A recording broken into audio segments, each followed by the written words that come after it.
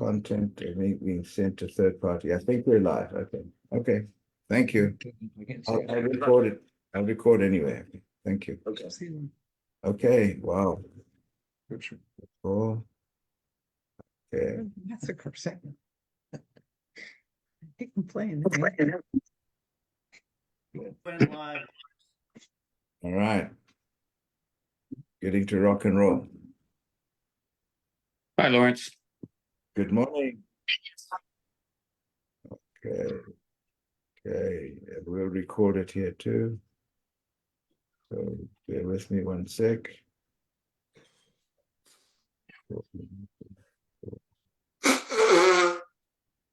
Okay.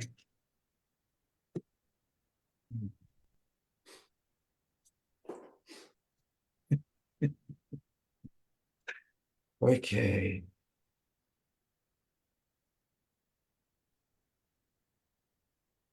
Okay. Good morning, everybody. Good morning. Morning. Welcome. And it is 9:31 and it is March the 15th. And I appreciate everybody being on this call. Good morning, Jamie. Go back to this one and we're ready to rock and roll. So, lots of good things going on around. But before we talk about that, I just want to say that obviously the slaughterhouse of failure is not in our destiny. We shall persevere until we succeed. Or the slaughterhouse of failure is in our destiny if we quit. It's up to you. It's up to us whether we want to succeed or we want to quit. So Dan is unavailable this morning, so we've got the A team in here as well. We've got Dr. Joe Scalia. I asked him if he would kindly join me with the call. And the reason I asked for Dr. Scalia is because actually he's the old, well, not the oldest, the most, yeah, he's the oldest physician with a scanner, as far as I know, well, certainly in our group. So he's had the scanner for longer than anybody else, any other physician. So I asked him if he would be on because he's got a lot of interesting things that I'd like to pick his brains about and talk about. And especially considering that right now we're in the middle of witnessing the people who are enjoying the trip to Jimmy. Could you put your phone on mute, please? And everybody, if you don't mind, put your phones on mute as well. Everybody's enjoying the trip to Mexico right now, all expenses paid, and it's a really 5-star luxury hotel, not hotel, resort, with all kinds of additional, sports things and distractions and so on, which are fantastic. And it's a moment where everybody is actually able to bond with the team, but also bond with their respective spouses, because this is something that's important too. Obviously the most important thing is if your spouse or your partner, spouse is seeing that you are doing something and they think you're wasting your time or taking much longer to achieve your results, it becomes a bit of an issue.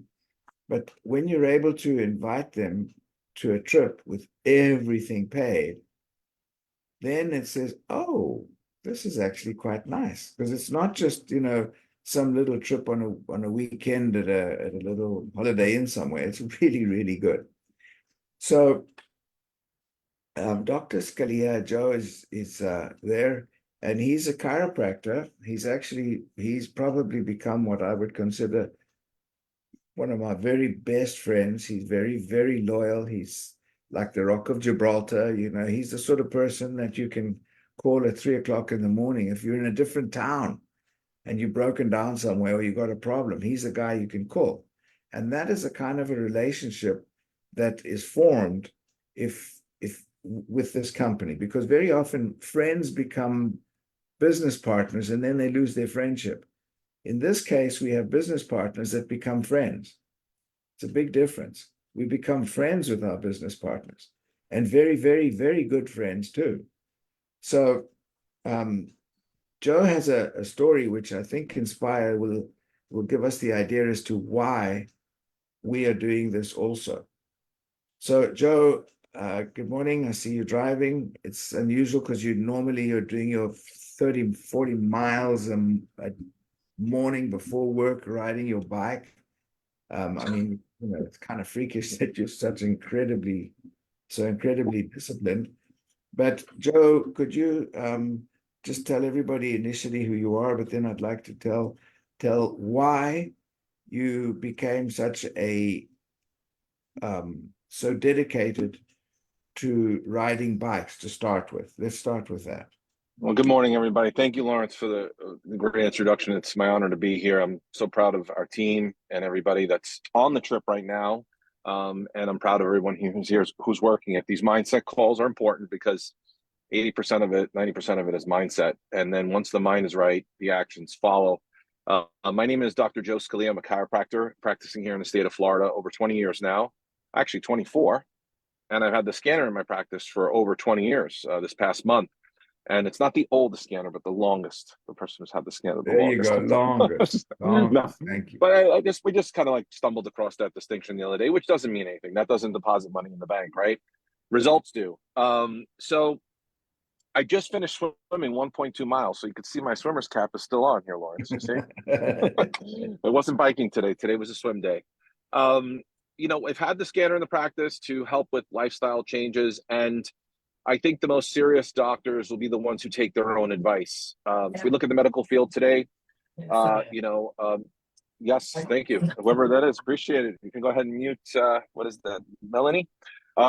Basically, we want to be the example we want to see in the world, right? Be the change you want to see in the world. And, we could talk about the pandemic and what have you, but 7 out of 8 of us are dealing with metabolic syndrome, something that's near and dear to my heart. My dad passed away from complications due to diabetes.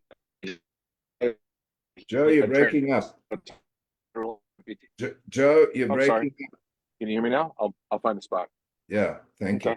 I'll find a spot where I can stop the car. It'll get better. My dad was dealing with diabetes.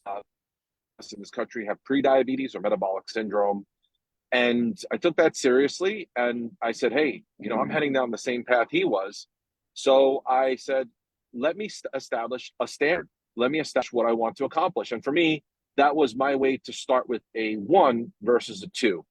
So at the time, I was about 244 pounds when I made the decision. And I got myself down to about 190 pounds. So I lost a total of 54 pounds. But the reason why that's relevant to what we're doing in the business is not only do we want to set a good example for our patients, our family, and our friends, but we want to also set an example for our children. And I saw my dad struggling throughout all this. He'd never wanted to be involved with wheelchairs and things like that. Nobody chooses to, but in a way we do choose that by the decisions we make every day. Just before I got on the call with you here, Lawrence, I started the Ultimate Jim Rohn Library, and he says failure is mistakes repeated daily. But success is a good decision repeated daily. So I started a program to help people with their daily habits. Hold on, Joe. Sorry to interrupt you. Let's just go back a little bit. Just go back a bit. So here's a physician, a chiropractor of all people, who weighs 240 pounds, has gout, is in pain, and is running. Has got one of those little pusher wheelchairs, and he's got his leg on that. And he's wheeling himself around. And his daughter says, Joe, go ahead. Yes. Oh, you go back to that, please. Yeah. So I'm sitting on the chair. I'm sitting on the stairs one day, trying to stuff on my shoe because my foot was so swollen from gout. It was just red and hot and swollen. It's not only the big toe, it's the whole foot. And if you know anyone who's ever suffered from gout, it's very, very, very painful. And I'm stuffing my shoe and I'm stuffing my foot into the shoe. And my daughter looks at me and she says, Daddy, what is that? I said, that's a scooter that I'm using to help me get around right now. And she looked at me with tears in her eyes. She's like, is that going to be forever? Are you going to need that forever? And I just looked at her. I said, no, sweetheart, I'm going to fix this. Daddy's going to take care of this. And I was really, really, emotional when I told her because I made a promise. I made a promise that I was going to help myself. And I realized that, there's an expression that Lon Wardrop, who is, Scott Bennett's sponsor and our sponsor in this business, ultimately is with Dan, partners with Dan McCormick and Nathan Ritz, may he rest in peace. His motto was empower self and empower others. And I put that as my tagline in my email way back when. But I said to myself, I need to empower myself to get past this health challenge. And then I have to learn what I need to do to help empower others. And that's been my mission as of late, say the past 3-4 years, to get myself where I wanted to be with my own standards, and then help other people make, meet, and maintain those standards for themselves, not only in a health level, but also into the business level here with what we're doing here with our company. So you actually set yourself on a mission to lose 50 pounds, and that started with obviously not only nutrition, but also with exercise. And you chose to do swimming and bike, and then you ran a triathlon. So the point I'm trying to make here is that there is a why that motivated you. When you saw your dad, who had fallen into rather terrible situation with diabetes, for you, that was also a huge motivating factor, because you looked at that and it's very close to you. So you've looked and you found your reason to do something. We always talk about find your why. So Joe decided to lose 50 pounds, but it just doesn't fall off. He rides his bike 20 or 30 miles a day before work. That is really, really taking it to the nth degree. He's mentioned he just swam a mile and a whatever this morning. So it's about discipline. It's about focus. It's about a goal. It's about your why. And you've got to have sufficient motivation to keep doing it. Because even though, Joe is now looks like, the Rock. In fact, they mistake him for the Rock. But it's not just now saying, yeah, I've done it. It's now continuing to do it and to find new levels of achievement. So, Joe, you've got this motivation behind you. And how does this apply to how you feel about work, about your job, about what we're doing with Farminex? Yeah, similar to what Tony Robbins does when you ever go to one of his seminars. If you haven't been to one of his seminars, they actually have one available on Netflix. It's called A Date with Destiny. And if you have Netflix, you can watch it. I watched it a couple of weeks ago. And I've been a student of Tony Robbins, who was a student of Jim Rohn. Tony Robbins sat in the front row and wrote down every word that Jim Rohn ever said. And Jim Rohn learned from Earl Schoaf. We all have, there's ancestry, if you will, of knowledge. We get to pass on knowledge generation by generation from our mentors. That's what's unique about the human existence, is that we can transfer our knowledge down to people, and we can do that with our uplines and our cross lines and our people that we sponsor into this business as well. So having the ability to set these standards, and then transfer them over is the key. So Tony Robbins puts you into a state. He asks you, what are some of the 3 greatest accomplishments you have in your life? When you think about that, you think about, perhaps having a child. Well, for me, it's crossing the stage and feeling, the achievement of becoming a doctor, or breaking 5 minutes for the mile, or doing, as you mentioned, the half Ironman. The feeling I had inside me was absolute accomplishment when that happened. And if your mind cannot distinguish between what is vividly imagined and what's real. So when you put yourself in that state, and I was bugging you the other day, Lawrence, and I said, I don't know where those balloons came from. And I was telling you the other day, hey, Lawrence, what were some of the achievements you've had in your life? What are some of the things that you've been like, yes, we joke around. And you put yourself into that state, vividly visualizing it, and then you envision a future achievement. And for you and I, it was talking about getting on this success trip, Whistler.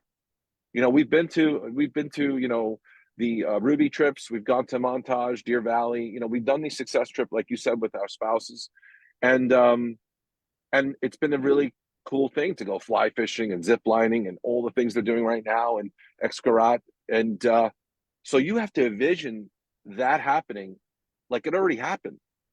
And then as you go day to day in your business, it's like, well, yeah, we're going to Whistler. That's why I'm doing this. Or, you know, you have to see it happening first. It happens twice, once in your mind and then once in real life. I saw myself crossing that finish line with my family waiting for me. And guess what, Lawrence? You were there waiting for me too. And it was just one of the most incredible things.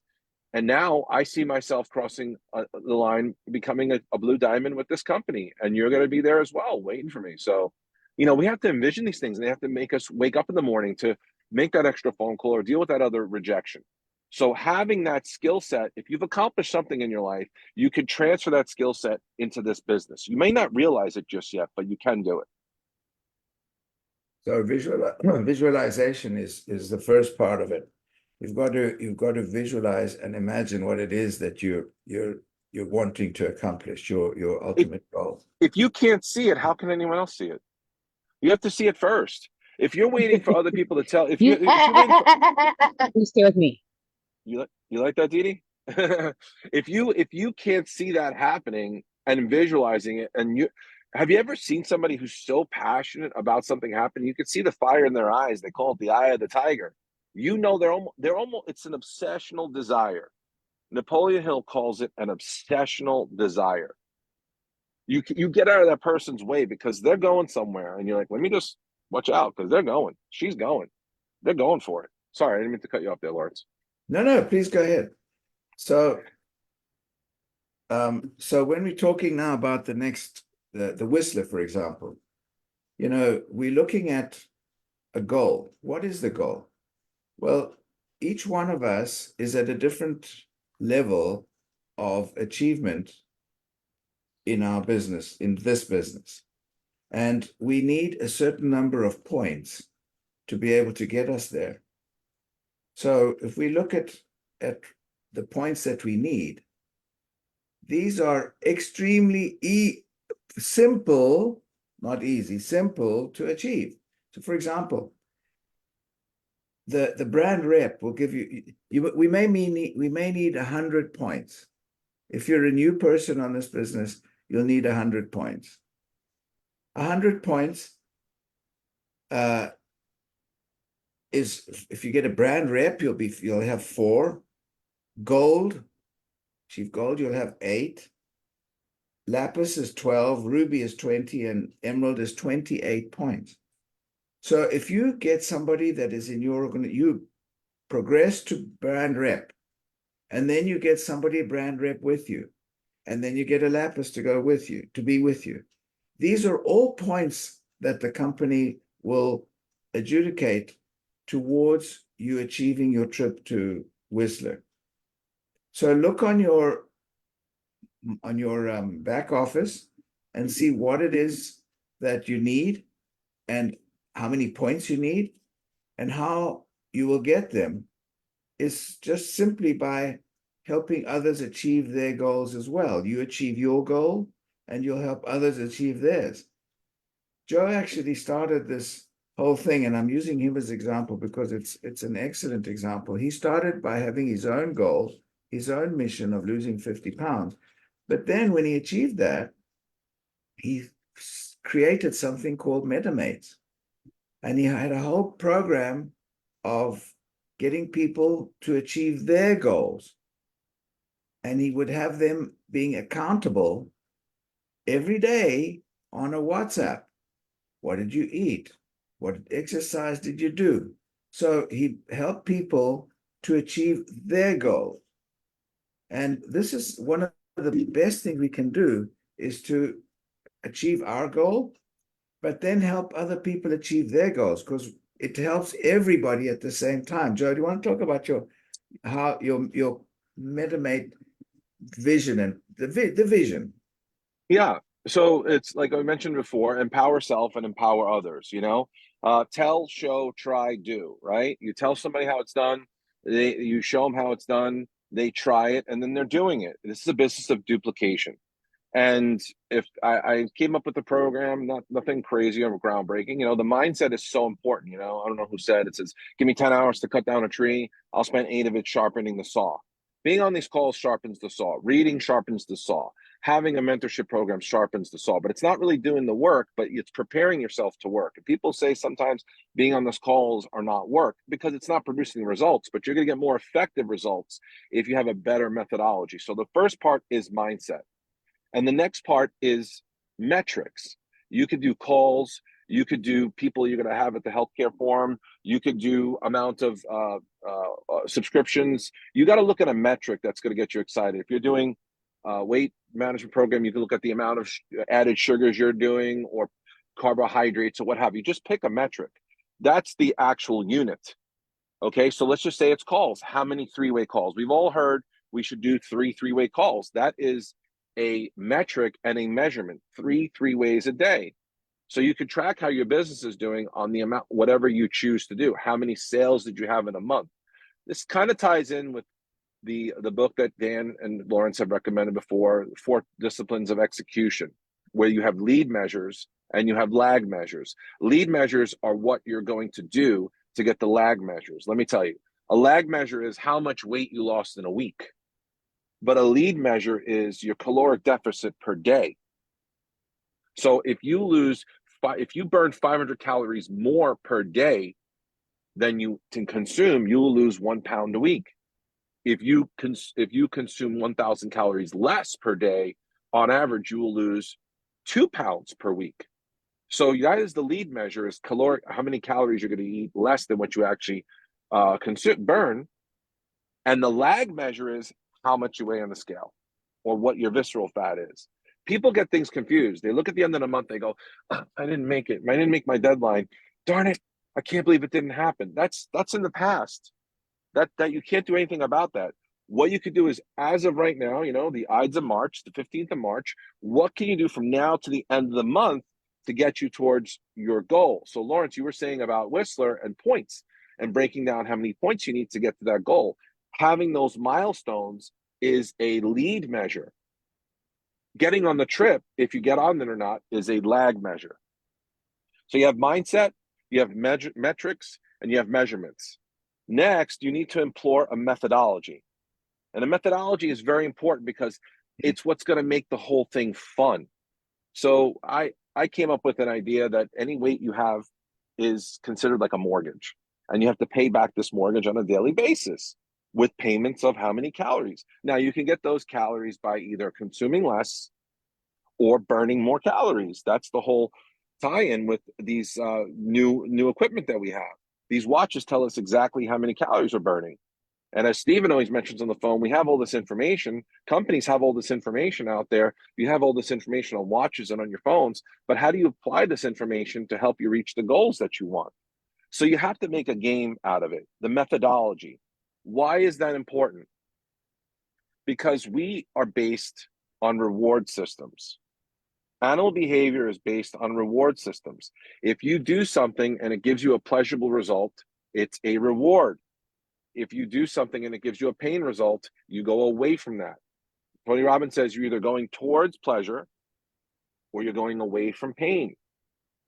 So go towards pleasure, make it a game, make it a reward. So for example, if you're afraid of making phone calls because you're afraid of the rejection, but if you make a game out of it that you have to do 100 phone calls by the end of the week, it doesn't matter what happened when the phone call happened because you hit the point of making a phone call. You made the game making the phone calls, not getting the yeses. There's even a game where you can count how many no's. You go for no. Okay? So that's the methodology. After that, you have momentum. You start moving up in pin title. You start making more money. You get on these success trips and it becomes fun. The game becomes rewarding even more because it's momentum. And lastly, it's mastery. And I looked at Vince Ferranda's post and he said, this trip is great. And now my next thing I want to do is work on you guys. The only thing that's missing, he said, is you guys being with us. So when you can have other people do what you're doing at a successful rate, you have mastery. And if you're not getting people to do what you've done, you don't have duplication and it's not mastery. And that's what we need to strive for in this business is duplicating success. But first we need to get to the success and do whatever it takes to do that. Make the game fun, hit those metrics, and get the mindset right. That's what these calls are about. So think about that, what Joe's just said about the metrics, and think of all the tools we've got, the resources, the assets that we've got that we can use. We've got our team calls, that's the culture, got your experience, Healthcare Alliance, got Blue Sun, LinkedIn, the System 7, OTG, One Team Global, and it is One Team Global. The company, incredible. The sites we've got, Stella, Vera. I mean, how many more assets do we need? What's missing? Ourselves. We've got all the assets we need, everything. There's nothing we do. Joe actually said to me one day, he said, what do we need? What do you need? I said, absolutely nothing. We've got everything. There are no excuses. We really have everything. We've got the blueprint, the whiteboard, the bigger picture. We've got that. The action, we can take that with the tools we've got. The people we have, the mindset, we nurture people, we help them along. The knowledge, we've got all that. We've got even people individually you can look. For example, Joe and I were just talking the other day, brainstorming, and we were talking about, who, for example, has the bigger picture, the blueprint. So look at somebody like Steve. Steve is the one who actually thought about, Blue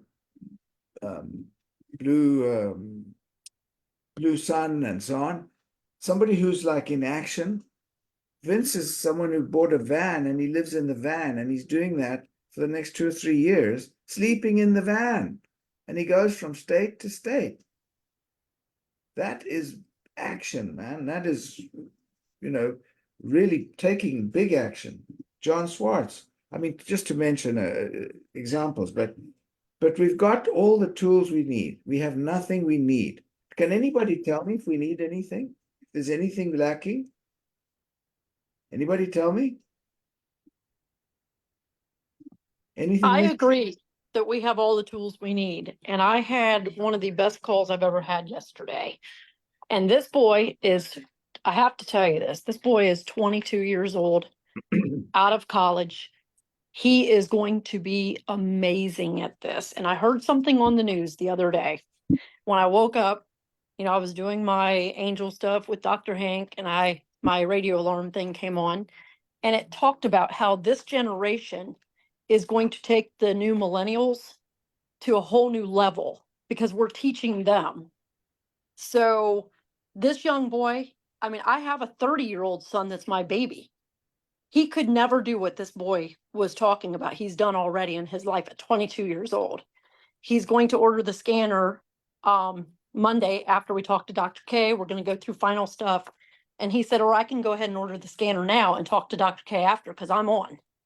So, it's just amazing how we are teaching the millennials. I'm in my 50s, but they're saying on the news that the millennials are going to be wealthy because of what we are teaching them at a younger age.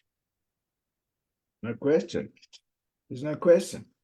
And again, at first I was afraid to talk to young people because I thought they wouldn't really get it. This boy gets it. Everybody is searching for something. Melanie, everybody is looking for some direction. We if we look at ourselves, we're looking around and we're seeing who is actually helping direct anything anymore. It's up to us to make decisions and to take action. And we can help other people do that, especially people who've got very little experience. We have the experience that will be able to really make a difference to people. So good for you that you got this young kid. Thank you. I learned to have rejection. I'm sorry, I can't see who comes off mute. I've learned to take rejection because of you guys. And, I've put ads out there. I have 7 scanners pending. I have my whole list made up. 2 are supposed to purchase today at 5 o'clock. And so I'm looking forward to that. I have 5 others pending. And I mean, I'm super excited about this, and I get my no's. I get my response to ad, no, thank you, MLM, good luck with that. You know what? My theory is next, because you know what? My husband said it perfectly, and I think everyone will agree with this. I was telling him that I used to get frustrated. I don't anymore. And he said, Melanie, look at it like this. It's like picking your ball team. If you have a kid out there that doesn't want to play, you don't want them on your team. So he really put perspective into that. So I kind of use that in my conversation with people. If they're even asking questions like, do you think I can do this? Or my friends are telling me that, you know, this is an MLM. And I kind of use that scenario, and it has totally changed people's views just in a conversation. Perfect. That's a great way to look at it. Melanie. Yeah, 100%. I agree with you, Melanie. I have 3 young new affiliates, and their entrepreneurial mindset is far superior because of what they observe through things like TikTok and social media. All of their peers are doing things like this, and it's not considered a negative. It's a franchise. It's something that they consider necessary, and they know they have to get their degrees as well. But this doesn't scare them. They're eager to learn. They're self-learners. They didn't have teachers that just sat up there and told them what to do. It was a lot of self-learning. A lot of them went through COVID and were in school, and they had to do a lot of self-teaching.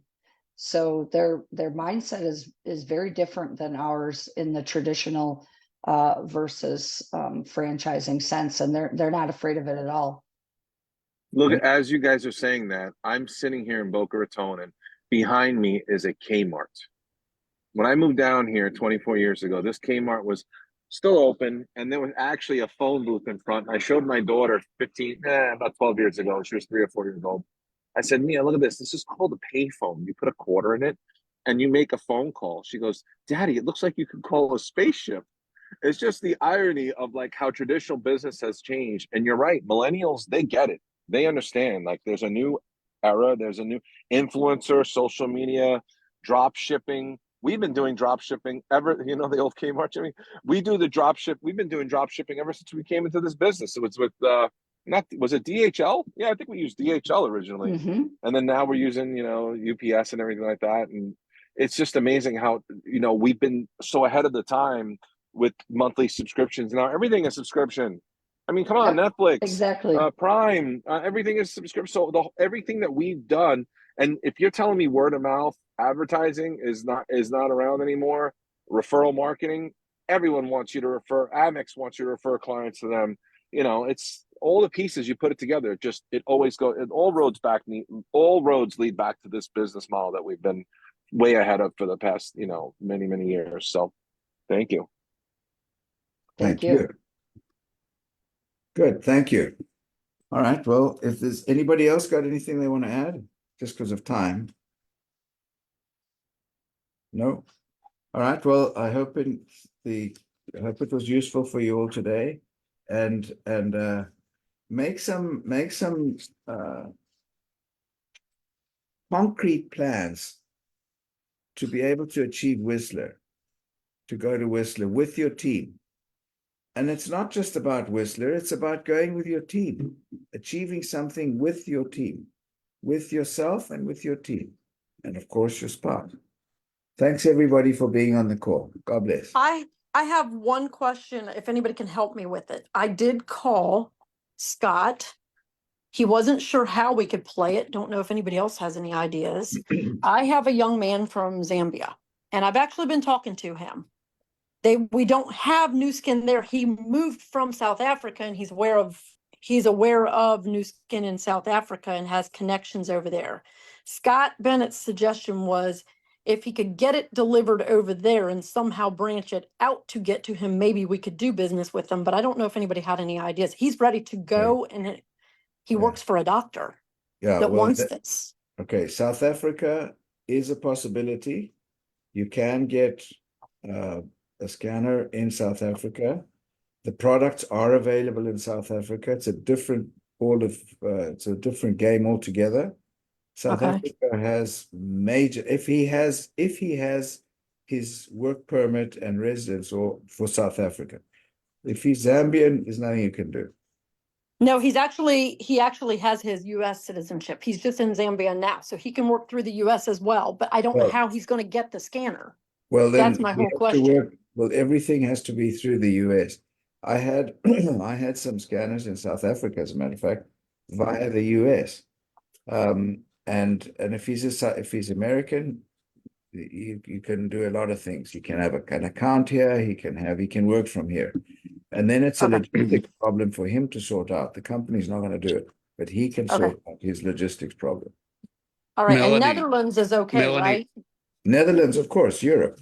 Okay, because I have one lady from Netherlands that I'm supposed to be speaking with. Okay, I Sure. want to make sure before I went into that conversation. Of course, yeah, that's good. Go ahead, I'm sorry. But it's very different in Europe, by the way. To get a scanner is like 6,000 euros, and you have to be a brand rep before you even get it. It's a completely different ball of fish, Good to know, thank you. different ball of wax. Go ahead, Okay, Jim. thank you. Thank you. Jim, you had a question? Oh, I was just going to suggest to Melanie, if this guy has his US, papers, focus him on where he can make the best traction, and that would be do online with US people he knows or South Africans. But the other, trying to do something Zambia, way heavy lift, focus him where he can do something more effectively. Agreed. Okay. Perfect, thank you, guys. Sorry to catch you at the end. I just wanted to ask while I had you on because he wanted to schedule another call to follow up. Okay. Thank Okay. you. Thank you, guys. Thanks, everybody. Blessings to you. Thank you. Have a good Thank week. you. Everybody have a great week. Have a good Bye. weekend. Thank you. Thank you, Lawrence. Thank And you. Joe, thank you. You're welcome. Thank you, guys.